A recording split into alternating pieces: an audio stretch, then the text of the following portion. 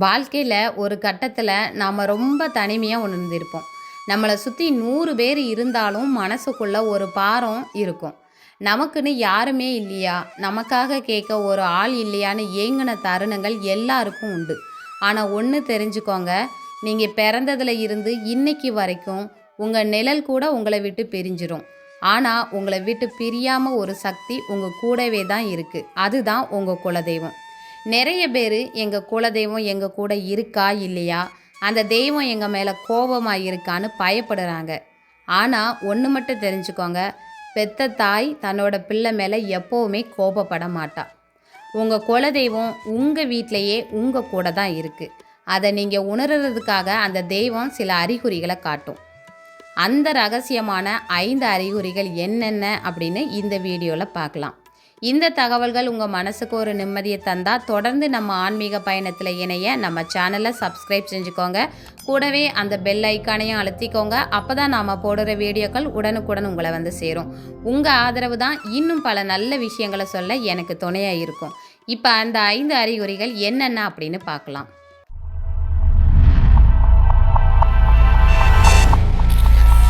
முதலாவதா, வேலை விஷயமா வெளியே நீங்கள் எவ்வளவு தான் அலைஞ்சாலும் மனசு முழுக்க பாரத்தோடையும் டென்ஷனோடையும் வீட்டுக்கு திரும்பினாலும் உங்கள் வீட்டு வாசப்படியை மிதித்த அடுத்த நிமிஷமே அந்த பாரமெல்லாம் குறைஞ்சி மனசு லேசாகிறத நீங்கள் உணர்றீங்க.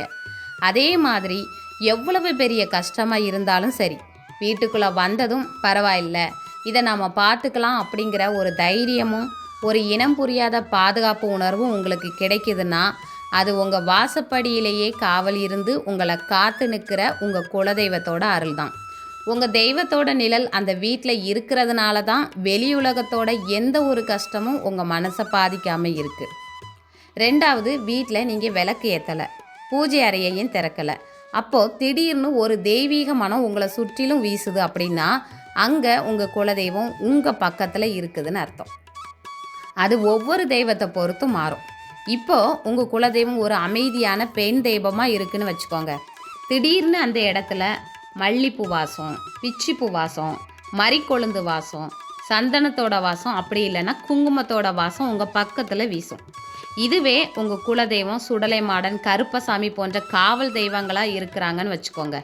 சாம்பிராணி வாசம், ஜவ்வாது வாசம், திருநீர் வாசம், அப்படி இல்லைன்னா அந்த தெய்வங்களுக்கு ரொம்ப பிடிச்சமான சுருட்டு மனம் திடீர்னு உங்கள் பக்கத்தில் உங்கள் முகத்தில் வந்து வீசிட்டு போகும்.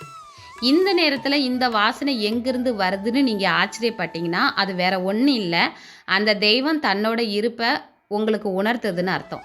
நான் இங்கே தான் இருக்கேன், உன்னை கவனிச்சுக்கிட்டு தான் இருக்கேன்னு உங்கள் தெய்வம் சூட்சுமமாக உங்களுக்கு சொல்கிற ஒரு அழகான சமீட்சையாக நம்ம எடுத்துக்கலாம். 3வது விஷயம், வீட்டில் இருக்கக்கூடிய பச்சிளம் குழந்தைகளை கவனிச்சிருக்கீங்களா?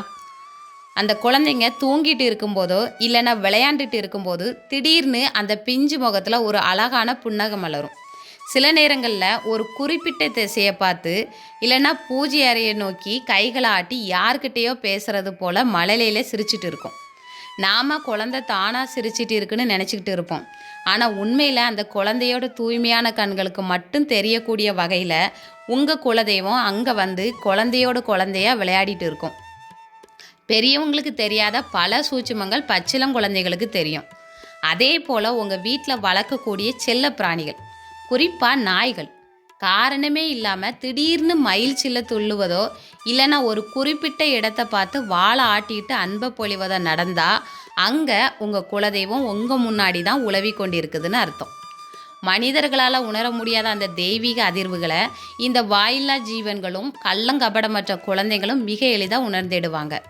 உங்கள் தெய்வம் உங்கள் வீட்டை தேடி வந்துட்டு அப்படிங்கிறதுக்கு இதை விட பெரிய சாட்சி என்ன வேணும்? 4வதா, வாழ்க்கையில் சில நேரங்களில் நமக்கே ஒரு விரக்தி வரும். எவ்வளவு போராடினாலும் ஒரு காரியம் கூட முடியலையே, நமக்கு மட்டும் ஏன் இத்தனை தடைகள் அப்படின்னு நீங்கள் சோர்ந்து போய் உட்கார்ந்துருப்பீங்க. பல மாதங்களாக ஏன் பல வருஷங்களாக தள்ளி போன ஒரு விஷயம் திடீர்னு ஒரு நாள் மிக எளிதாக முடிஞ்சிடும். ராத்திரி தூங்க போகிறதுக்கு முன்னாடி என்ன ஒரு ஆச்சரியம், இத்தனை நாளாக இழுத்தடித்த ஒரு விஷயம் இன்றைக்கி எப்படி இவ்வளவு சுலபமாக முடிஞ்சது, யாரோ ஒருத்தர் இதுக்கு பின்னாடி இருந்து வழி நடத்தின மாதிரி இருக்கேன்னு உங்கள் மனசுக்குள்ளே ஒரு நிமிஷம் நினச்சிருப்பீங்க. அந்த நிமிஷம் உங்கள் கண்கள் கலங்கும் பாருங்கள், அதுதான் உண்மை. அங்கே உங்களுக்கே தெரியாமல் உங்களோட கஷ்டத்தை பார்க்க முடியாமல் அந்த யாரோ ஒருவராக வந்து நின்னது உங்களோட குலதெய்வம் தான். மனித ரூபத்திலேயோ இல்லைன்னா ஒரு நல்ல எண்ணமாகவோ உங்கள் மனசில் தோன்றி அந்த தடையை உடைச்சி உங்கள் காரியத்தை வெற்றியாக்கி கொடுத்துருப்பாங்க. உனக்கு யாரும் இல்லைன்னு நினைக்காத, நான் இருக்கேன்னு உங்கள் தெய்வம் உங்களுக்கு கொடுக்கக்கூடிய மிகப்பெரிய ஆறுதல் இது. உங்கள் போராட்டத்தோட முடிவில் உங்கள் தெய்வம் எப்போவுமே உங்கள் கரத்தை பிடிச்சி இருக்கும் அப்படிங்கிறதுக்கு இதுதான் சாட்சி. கடைசியாக மிக முக்கியமான அறிகுறி, நீங்கள் ரொம்ப மனக்கவலையோட கடவுளே எனக்கு ஒரு வழி காட்ட மாட்டியான்னு ஏங்கி தவிச்சிட்டு இருக்கக்கூடிய ஒரு நாளில் உங்கள் வீட்டுக்கு தற்செயலாக ஒரு சுமங்கலி பெண்ணோ இல்லைன்னா முகத்தில் ஒரு தெளிவுள்ள பெரியவரோ வரலாம். வந்தவங்க யதார்த்தமாக உங்ககிட்ட பேசக்கூடிய ஒரு வார்த்தை உங்கள் வாழ்க்கையில் இருக்கக்கூடிய மிகப்பெரிய பிரச்சனைக்கு தீர்வாக இருக்கும். ஏதோ வந்தாங்க சொன்னாங்கன்னு நீங்கள் நினைக்கலாம். ஆனால் உங்களோட கதறல் கேட்டு உங்கள் குலதெய்வமே அவங்களோட ரூபத்தில் வந்து உங்களுக்கு நல்வாக்கு சொல்லிட்டு போயிருப்பாங்க. இன்னும் சில நேரத்தில் நீங்கள் மனசில் ரொம்ப கவலையோட பூஜை அறையில் அமர்ந்து வேண்டிட்டு இருக்கும்போது அந்த தெய்வத்தோட படத்தில் இருந்து ஒரு பூ தானாக கீழே விழும். அந்த நொடி உங்கள் உடல் சிலிர்க்கும் பாருங்க. அது வெறும் பூ இல்லை.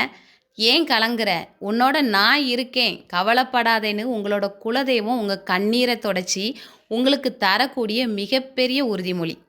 இத்தனை காலமும் உங்கள் வீட்டை ஒரு கோட்டை போல் காத்து நிற்கக்கூடிய உங்கள் குலதெய்வம் எப்போவுமே உங்களை கைவிடாது அப்படிங்கிறதுக்கு இதை விட ஒரு சாட்சி வேற என்ன இருக்குது?